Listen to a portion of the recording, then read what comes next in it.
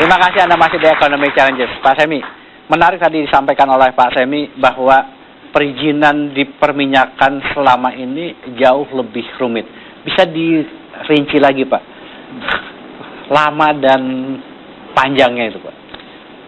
Sebenarnya kalau dari sudut pandang izin yang berkaitan dengan secara umum, seperti halnya tadi Pak Franky mengatakan AMDAL, ya, izin lingkungan, ya, dan izin-izin prinsip yang lainnya, sebenarnya tidak jauh beda dengan industri khususnya ekstraktif ya, kayak pertambangan dan batu bara dan lain sebagainya.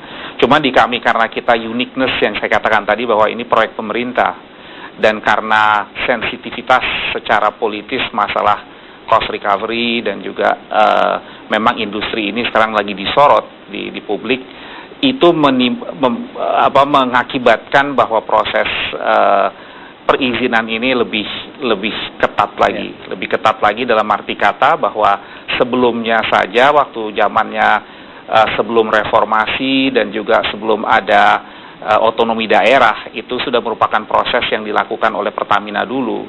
Tapi dengan ditambahnya adanya reformasi otonomi daerah dan juga kriminalisasi yang terjadi di industri kami, yang seperti kita ketahui ada kasus Chevron di Riau, membuat semua pegawai pemerintah yang berhadapan dengan industri kami bahkan lebih hati-hati lagi. Ini yang menimbulkan masalah juga. Jadi selain dari izin-izin yang harus kita lakukan, karena contohnya saja mungkin masyarakat tidak mengetahui bahwa setiap pembelian pengadaan yang kami lakukan di industri kami itu sampai saat ini itu yang di atas $50.000 ya, itu harus ada persetujuan. Nah, persetujuan ini tentunya tidak seperti halnya persetujuan kementerian, tapi dengan SKK Migas. Dan segala sesuatunya kami lakukan, izin untuk mendatangkan tamu ekspatriat contohnya, itu harus minta izin lagi. Kalau dari teman-teman IPS sendiri, lalu yang diharapkan apa dalam perizinan, urusan perizinan ke depan? Jadi terus terang dari kami sudah lama sebenarnya mengidamkan yang namanya satu pintu yang sekarang barusan dikatakan oleh Pak Franky sebenarnya.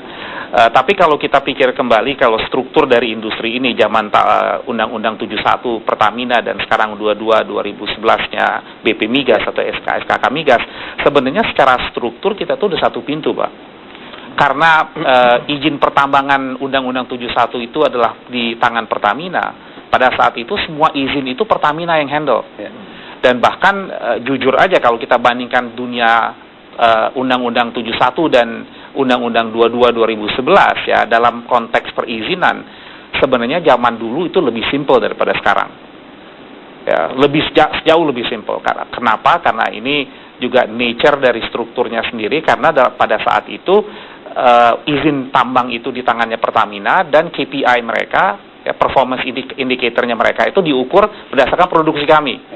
Saat ini tolak ukur SKK Migas itu campur antara bagaimana berapa ketat mereka mengawasi kami, berapa hebat mereka mengeluarkan peraturan-peraturan yang mengawasi kami, dan juga termasuk lifting. Jadi ini yang terjadi. Tapi sebenarnya dari secara struktural sebenarnya satu pintu sudah terjadi, tapi tidak berjalan. Pak Ferry, sejauh mana IPA atau lembaga-lembaga seperti listrik pelakunya diajak untuk diskusi dan memberikan masukan ke dalam ke BKPM, kemudian supaya ada aturan yang lebih sesuai dengan kondisi lapangan?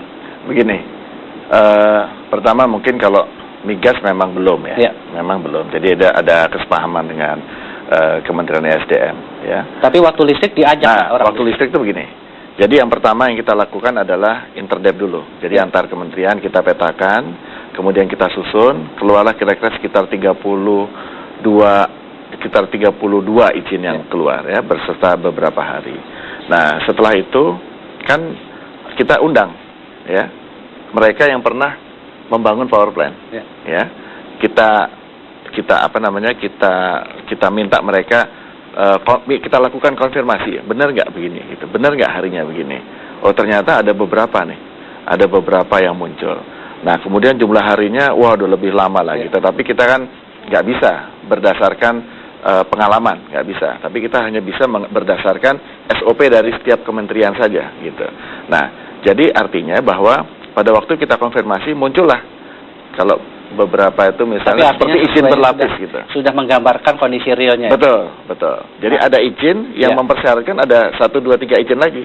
Nah, itu kita sebut izin berlapis. Nah, ini yang kita naikkan sehingga terakhirnya itu ada 52 izin. Baik. Pak Franky, saya nanti ingin tanya, lalu dengan perbaikan menyeluruh yang ada di PKPM dan akan di-announce minggu depan, kira-kira apa dampaknya terhadap perekonomian kita? Tapi kita harus tidak terlebih dahulu, jangan kemana-mana, tetaplah di Ekonomi Challenge.